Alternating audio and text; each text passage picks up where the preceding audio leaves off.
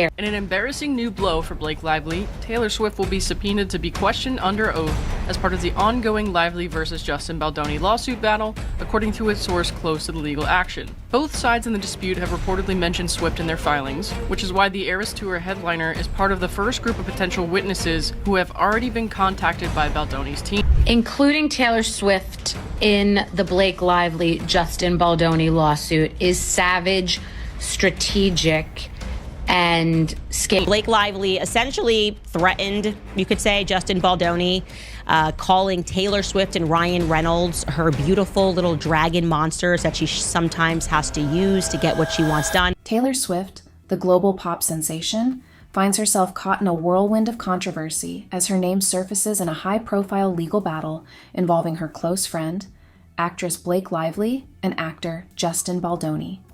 Remember I said that the tactic of Justin Baldoni's lawyers to include Taylor Swift in the lawsuit was nothing short of Machiavellian, because I knew that Taylor's name, her team would be like, we got a multi-billion-dollar enterprise, quote unquote, for me, and we don't want to be part of this at all.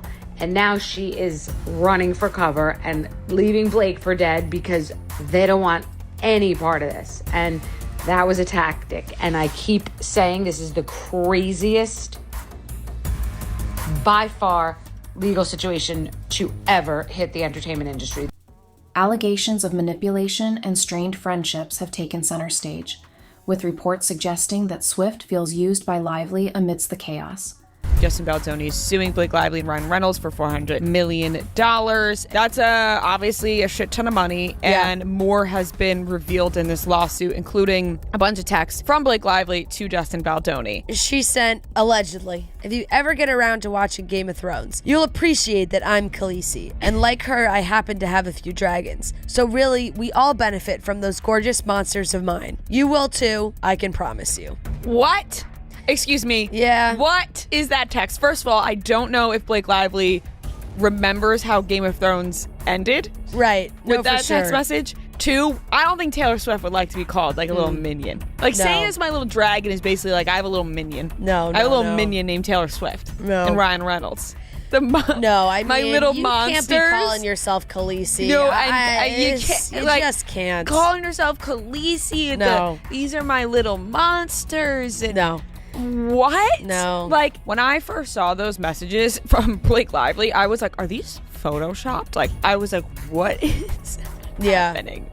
As the drama unfolds, Swift has chosen to retreat from the public eye, seeking solace in her relationship with NFL star Travis Kelce.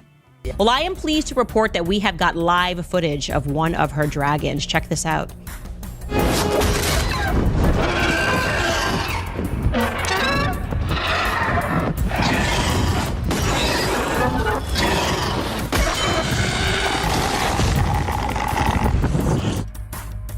I am so sorry, Queen Khaleesi. It does not seem to be going well for you right now. Well, we'll tell you guys, yesterday we did this episode. Obviously, you saw it. I just was starting to put together this timeline like the psycho that I am and recognize that Taylor Swift was just in the mix a lot. You know, she's listed on special thanks to Taylor Swift on the credits of It Ends With Us. Meanwhile, fans and media speculate about the impact of this turmoil on her personal and professional life. The legal situation escalates dramatically when Justin Baldoni's lawyers include Taylor Swift in the lawsuit.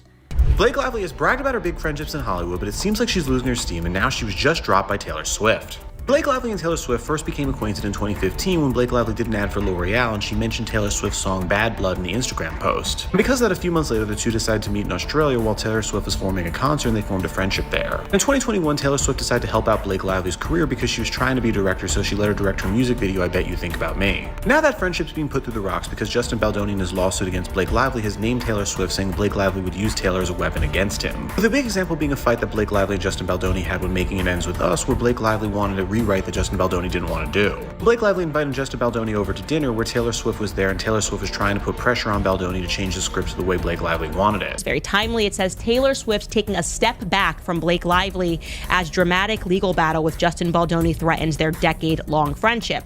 And it's got Jane Fatushka as the writer. He is in the entertainment space. He's like the top writer for their entertainment column.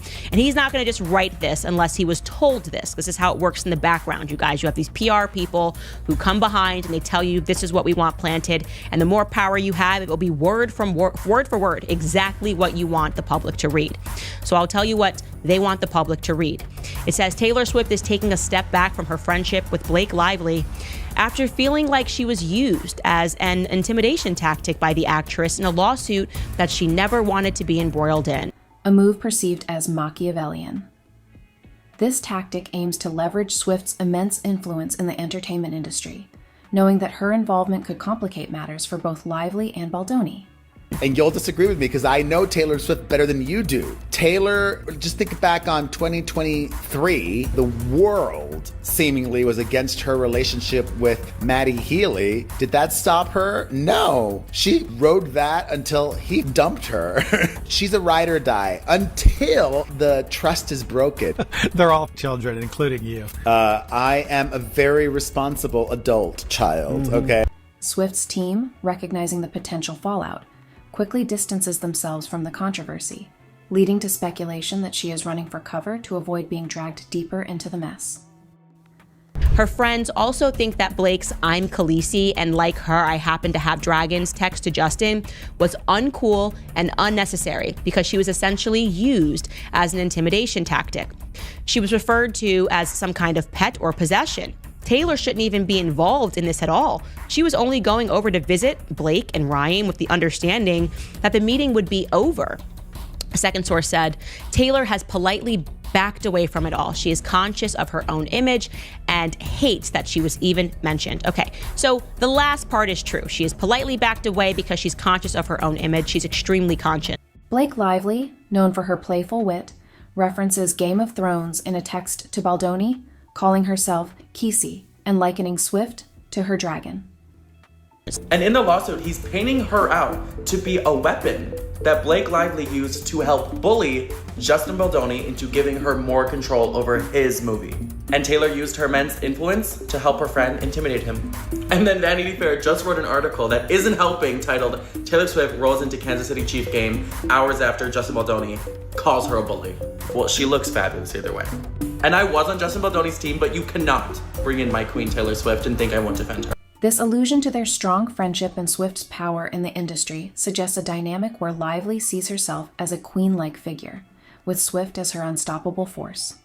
Justin Baldoni is now involving Taylor Swift in his lawsuit against Blake Lively. So Justin Baldoni is suing Blake Lively, Ryan Reynolds, and their publicists for over $400 million for all the "it ends with us" drama. Now he's name dropping Taylor Swift, Blake's bestie, in the mix. Thankfully, Taylor Swift is not being sued, but she's mentioned in his 179-page paper complaint. And he's alleging that Taylor's fame was used to pressure him during production. And it really all stems from this penthouse situation where Blake and Ryan live. Apparently there was a meeting there with all of them and Taylor Swift was actually present, and Blake ended up rewriting one of the scenes. And even after the meeting was over, Baldoni texted Blake this, saying, "I gotta put my glasses on for this one, the font is too small. Also was working on the rooftop scene today. Really love what you did. Makes it so much more fun and interesting, and I would have felt the same way without Ryan and Taylor."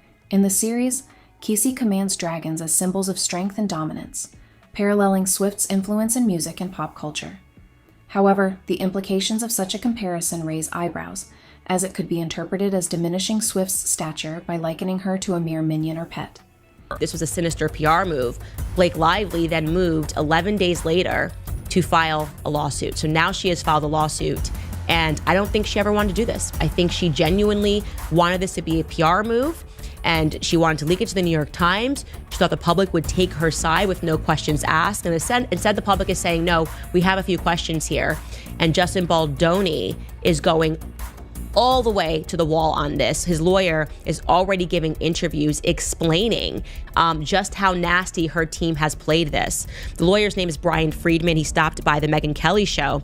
And here's some of the things that he had to say. First, he says, There used to never be a sexual claim. There never was a sexual claim until she went to that civil rights office. Take a listen. There was actually no allegation of sexual harassment until the lawsuit was filed. As the lawsuit unfolds, Baldoni is suing Lively and her husband, Ryan Reynolds, for a staggering $400 million. The lawsuit reveals a series of texts from Lively to Baldoni. We're going to be talking all things Blake Lively and her legal complaint that she's filed against her It Ends With Us co-star, Justin Baldoni. Yes, the It Ends With Us movie drama does in fact not end. What's interesting about this story to me is the Justin Baldoni of it all. He is a self-proclaimed male feminist. He's woke. He speaks out against sexual assault and sexual harassment, even toxic masculinity. And now in this legal complaint filed by Blake Lively, he's being accused of sexual harassment. I challenge you to see if you can use the same qualities that you feel make you a man to go deeper into yourself. And will you be man enough to stand up to other men when you hear locker room talk, when you hear stories of sexual harassment, when you hear your boys talking about grabbing ass or getting her drunk? Will you actually stand up and do something so that one day we don't have to live in a world where a woman has to risk everything and come forward to say the words "me too"? This is gonna be really awkward if these allegations are true. I will say, just for the record, I'm not a fan of either of these individuals, and something about both of them rubs me the wrong way, so I'm not sure. In an article titled "We Can Bury Anyone," Blake Lively heroically shared her story, and the world was on her side because it looked like she was just trying to take down a predator in Hollywood. So Justin Baldoni and his ace lawyer launched an all-cylinder fire attack to clear his name, and he started by suing the New York Times, saying that article was just published because it was paid for by Ryan Reynolds, and it was a multi-layered scheme planned out by Blake and Ryan to take down Justin. And I think it's pretty common knowledge that the mainstream media will lie on behalf of their powerful friends or anyone who pays them off to say certain things. Including one where she references Game of Thrones and claims to have dragons. Critics question the appropriateness of Lively's comments, suggesting they are not only unprofessional, but also indicative of a deeper issue in her relationship with Swift. The text messages raise concerns about Lively's intentions and whether she is using her friendship with Swift as leverage in her dealings with Baldoni. In the wake of the escalating drama, Swift is reportedly stepping back to avoid further entanglement in the controversy. So as Justin sees it, as Blake was busy trying to strong-arm and take over every part of his movie, she, out of the blue, rewrote a part of the script and then gave it to Justin for him to see if he liked it and if they can put it in the movie. But she's not the writer on the movie. And then Blake told him that he should come over to her and Ryan Reynolds' penthouse and talk about that part of the script that she wrote. But when he arrived, to his surprise, her best friend Taylor Swift was there, imploring him to use Blake's script, saying it is the single best thing she's ever read in her life. And keep in mind, this is all about career advancement for Blake Lively, and Taylor Swift has been one of the people supporting her in doing that and will be pretty ruthless to keep her friend succeeding. She even let Blake Lively direct her first project ever, which was a Taylor Swift music video. Insiders reveal that she feels dragged deeper into the situation than she is comfortable with, prompting her to make calculated moves to protect her public image. Swift has always been strategic in managing her relationships. Blake Lively did not even read the book that the movie was based on. Correct. And we're not talking War and Peace. And then she wanted to, ixnayed all of the wardrobe choices, because when you're making a movie about a poor woman who's suffering from domestic violence, you want her to look like she has money. Right. That Blake said. That's what she did. She looks like she has money. Yep. And she's dressing in florals, and then she's going on this press tour pushing her liquor line and her hair care line, because that's what women who are trying to escape with their lives are worried about. That's what generated her negative press and led to a series of clips of her being insensitive in one way, shape, or form with other interviewers in the past. She has no one to blame but herself. And her decision to distance herself from Lively indicates a significant shift in their dynamic. The friendship between Swift and Lively began in 2015 when Lively referenced Swift's song Bad Blood in an Instagram post. She said, I have clients that have felt uncomfortable with their directors before, that haven't liked their directors, and have felt like it's getting a little weird. All she needed to do was make one call to her agent or one call to the union rep and say, listen, I have a director that's just pushing boundaries a bit. He's making me feel uncomfortable. And that's it. Listen, that's all it would have taken. But weren't we past that? Because there was that period of time at the beginning where there was the list of demands that she said she would not accept any more of. The 17-point list of demands that came in the middle of production, yes. Right. So he said, okay, great, I won't do those things anymore. And there were no more problems since then. So why then sue him after the fact? He agreed to not do it. He didn't do it. And no, none of it makes sense. Their bond strengthened over the years, with Swift even helping Lively direct her music video for I Bet You Think About Me. However, the current legal battle threatens to unravel their decade-long friendship. Let's start with Colleen Hoover, okay? That is the author of It Ends With Us, who text messages, emails, interviews, all of the proof that is out there in the public shows us that she positively adored Justin Baldoni. She asked him herself. Initially, he was just getting involved with this project because of the book, but then she asked him herself to play Ryle in the movie. And things were great until Blake Lively, right? We actually had, and I think we're still trying to pull it in, this old clip of her discussing how amazing Justin Baldoni was, because he didn't just want to take on this book project, but it was important for him to understand the readers and the fans of the book, what it was that they adored about these characters. Oh boy. Perez Hilton here, and if you're not familiar with her, she is Colleen Hoover, the author whose novel Justin Baldoni found, optioned, and turned into the movie co-starring Ryan Reynolds' wife and Taylor Swift's bestie, Gossip Girl alum and B-list actress Blake Lively. He alleges in his lawsuit against what many are calling Amber Heard 2.0 that she never even read the novel that Colleen Hoover wrote. And he's got texts to prove it. And this novel means a lot to many people because it deals with a very sensitive subject matter, DV. As Baldoni's lawsuit alleges that Lively used Swift as a weapon against him during contentious meetings. This revelation adds another layer of complexity to the situation, as Swift's presence is framed as an intimidation tactic. As the media frenzy surrounding the lawsuit intensifies, Swift's decision to distance herself is seen as a form of self-preservation. She has always been strategic in managing her relationships, valuing loyalty while safeguarding her career from unnecessary risks. Insiders confirm that Swift has tried to tone Lively down in the past. Blake Lively mentioned Taylor Swift to Justin Baldoni with an awful Game of Thrones reference, intimidating him, and that might have upset Taylor Swift.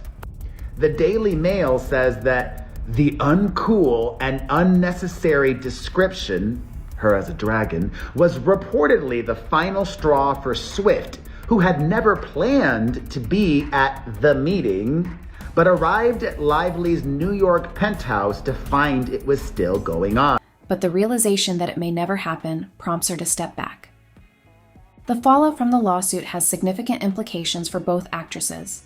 Swift's carefully curated public image thrives on authenticity and relatability. Now you see text messages in this lawsuit from Blake Lively comparing herself to the heroine of Game of Thrones, the fiercest female character we've seen in years, Khaleesi.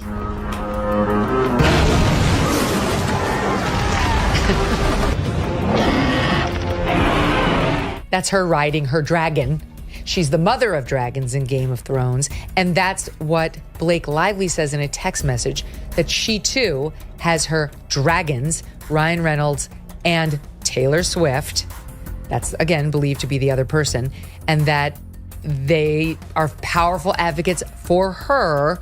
And while it seems to be said like, I'm so lucky that I have them as great storytellers to help me rewrite the script, what Brian Friedman alleges is, you'll go along or I'll unleash my dragons on you, you loser who no one's ever heard of. And being unwillingly pulled into a bitter legal feud is understandably distressing for her. The media continues to scrutinize Lively's actions, questioning her motives and the appropriateness of her behavior during promotional events for It Ends With Us. Critics argue that Lively has blurred the lines between her acting career and her entrepreneurial ventures, prioritizing personal business interests over the film's focus. This perception contributes to the negative press surrounding her. And then there are other moments to go like, am I the in the room? Like, what is happening here? I would show up on a set. I knew that they just wanted me to show up and look cute and stand on a little pink sticker where I'm supposed to go and say what I'm supposed to say. But I also knew that like that wasn't fulfilling for me, that I wanted to be a part of the storytelling, that I wanted to be a part of the narrative, whether that be in the writing, in the costume design, in creating the character. And sometimes I had directors or producers or writers who would welcome that and invite that once they saw that I was able to offer that. And sometimes I would have people who really resented that because they were like, we just hired you to be an actor. Yet when I went in the meetings, I would just seem like I'm just there to be the actor and ready to get the gig. I wouldn't reveal that I actually need to have authorship in order to fulfill. As the controversy unfolds, Lively's reputation takes a hit due to her own actions. Industry insiders claim that her involvement in the lawsuit and her response to the situation have contributed to the negative press surrounding her. Instead of addressing the controversy head-on, Lively has reportedly been avoiding questions and limiting her public engagements, which only fuels speculation about her motives and the state of her friendship with Swift. What do you think about her uninviting Blake Lively? Do you think that's real, or do you think that's just news, like trying to get headlines? I think it's 1,000% real. I think she got caught, and going by Taylor Swift's history of her songs like Bad Blood with Katy Perry and all that kind of stuff, it seems like if she finds people that are crossing her, it's a donezo. And I feel like, Blake was probably doing this for years, using her as a pawn, being like, I'm friends with Taylor Swift, Taylor Swift's my best friends and all that kind of stuff to get her way into things or whatever it is, right? And then for the text message to come out and her calling her a dragon, like, I'm Khaleesi and these are my dragons. It's like, wait, what? Like, I'm Taylor Swift. I don't need this. Like, I don't need these small little games that you're playing. No, like, what? Like, right. No, like, I'm out. I think, Right. and then I think she's the godchild to one of Blake's kids as well, right? I believe that she is. Yes, she is. I don't know what's going to happen there, but maybe she'll just take 6 months off from her and then just slowly Okay. I don't know. There was a Super Bowl commercial with Glenn Powell and he ate the dragon. I wonder if that was a reference, like a very subliminal reference to all of this, but I could be stretching the truth. Commercial. I could be stretching a little bit.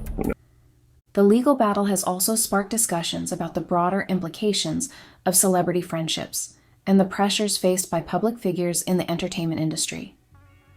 Swift's decision to distance herself from Lively raises questions about loyalty and the complexities of navigating relationships in a high-stakes environment. As the media continues to dissect the situation, fans are left to ponder the future of Swift and Lively's friendship and the potential fallout from this legal drama. In the midst of this turmoil, Swift's fans rally around her, expressing support and concern for her well-being. So Blake Lively and Ryan Reynolds skipped the Golden Globes even though Ryan Reynolds' new film, Deadpool and Wolverine, was nominated. And now it appears that Blake Lively may have been snubbed by the Golden Globes, which may have prompted them to not attend. So a new report online suggests that WME was trying to get Blake to be a presenter at the Golden Globes but was declined, which was likely due to the bad press that she was getting while promoting It Ends With Us, which ultimately spearheaded the whole lawsuit against Justin Baldoni. And also noticeably absent was Wolverine himself, Hugh Jackman, who we saw all over the promotion of It Ends With Us. Social media platforms are flooded with discussions about the implications of the lawsuit and the impact it may have on Swift's career. Many fans express disappointment in Lively's actions, feeling that she has put their friendship at risk for personal gain. The public's reaction highlights the complexities of celebrity relationships and the expectations placed on public figures to maintain their image amidst controversy. In a lot of these clips and evidence of Blake being cringe and being rude, Blake did those things. And Blake did use the film as a moment to launch a hair care business. Right. And promoting her alcohol brand, Betty Buzz, it's just not a good look when you're promoting also a film about domestic violence. Well, I think too, it was just a lot of all about Blake, all about how this is how I styled it. This is my hair care line, my Betty Buzz, whatever. It was just a lot about her and how this was her vision. Mm-hmm. And I think people felt like that it didn't land for people.